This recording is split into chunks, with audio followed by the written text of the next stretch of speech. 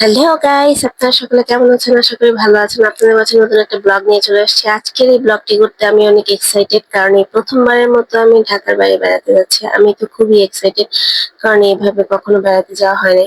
তো এবার যাচ্ছি সিলেট। ঘুরতে যাওয়ার এক্সাইটমেন্টে আমার মেয়ে এখানে মেহেদি দিতে বসে পড়ে। অনেকদিন যাবত বলতেছিল, তাই আমি বলছিলাম যে ঘুরতে যাওয়ার আগে তোমাকে মেহেদি দিয়ে দেবো, তাই ওকে দিয়ে দেওয়া হয়।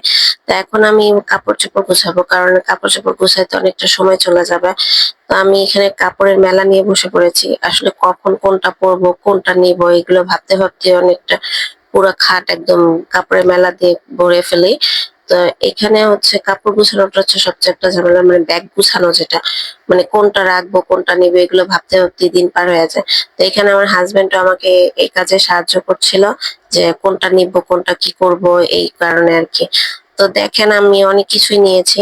এর মধ্যে কটন বার, তারপরে হচ্ছে মেয়ের জন্য হচ্ছে ব্যাগ নিয়েছি, পলি ব্যাগ। ও বমি করার একটা সমস্যা আছে এই জন্য। তো এখানে আমাদের ব্যাগ গুছানো প্রায় কমপ্লিট। তো আমরা ব্যাগ গুছিয়ে ফেলেছি। এখন আমি যেহেতু রাত্রে জার্নি করব, তাই রুটি বানানোর জন্য বসে পড়ি।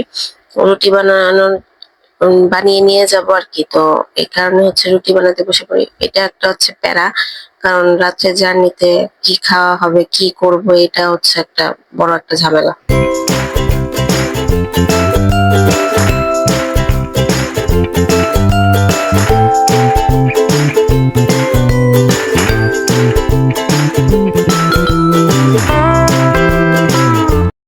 আমার এখানে রুটি বানানো কমপ্লিট হয়ে গেছে, এগুলো গুছিয়ে নিচ্ছি বক্সে করে, কারণ বক্সে করে খাবার নিয়ে যাব।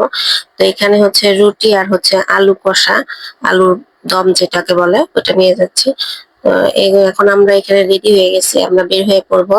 মানে আমরা ট্রেনে করে যাচ্ছি যেহেতু, তাহলে কমলাপুর যাব। তো আমরা এখন এখানে সবকিছু গুছিয়ে বের হয়ে পড়ছি। আমার মেয়ে খুবই এক্সাইটেড। ও কিন্তু অসুস্থ, তারপরেও কিন্তু অনেক এক্সাইটেড।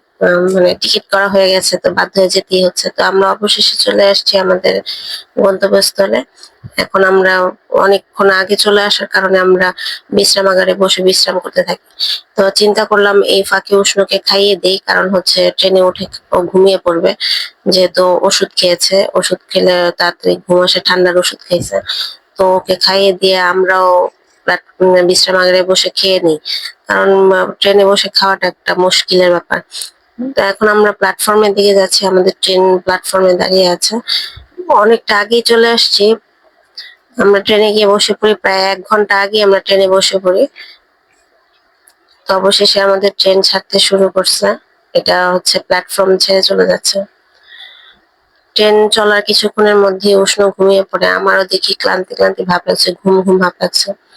তো অনেক রাত হয়ে গেছে, আমি কিন্তু ঘুমাতে পারিনি, কারণ আমাদের পেছনের সিটে অনেকগুলো ছেলে বসেছিল। ওরা স্পিকারে গান বাজাতে বাজাতে যাচ্ছে। ওরাও হচ্ছে টুরিস্ট, আমাদের মতোই সিলেট যাচ্ছে ঘুরতে।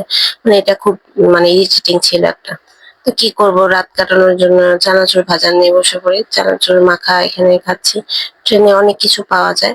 সারা রাত আর ঘুম হয়নি, তো এভাবে করে মানে কাটিয়ে দিচ্ছি রাতের। স্টেশন দেখতে কত নীরব শান্ত, মানে খুবই ভালো লাগতেছে। আমার মেয়েও এখানে মানে গানের শব্দে উঠে পড়ে, ও আর ঘুমাতে পারে নাই। এখন ভোর হয়ে আসছে, আমাদের ট্রেন কিন্তু এখনো সিলেট গিয়ে পৌঁছায়নি।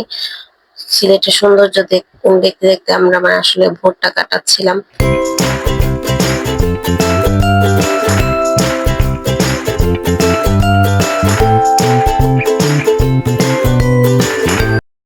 সিলেট ঢোকার মুখেই আমরা কিন্তু এখানে পাহাড়ে অনেক চা বাগান দেখতে পাই। তো অলরেডি সিলেটে বৃষ্টি শুরু হয়ে গেছে। আমি তো ভয়ে আছি যে সিলেট গিয়ে ঘুরতে পারবো কিনা, কারণ হচ্ছে আবহাওয়া বলা হচ্ছে যে বৃষ্টি হবে। তো আমরা অবশেষে সিলেট স্টেশনে পৌঁছে গেছি। তো আমাদের ব্লগটি এখানেই শেষ করছি। আমরা আমাদের সিলেট ট্যুরের অনেকগুলো ব্লগ দিব আপনাদের। তো আমরা আপনারা দেখতে থাকুন, লাইক শেয়ার সাবস্ক্রাইব করে আমাদের পাশে থাকুন, আর কমেন্ট করে জানান আমাদের ব্লগগুলো কেমন লাগছে। টাটা।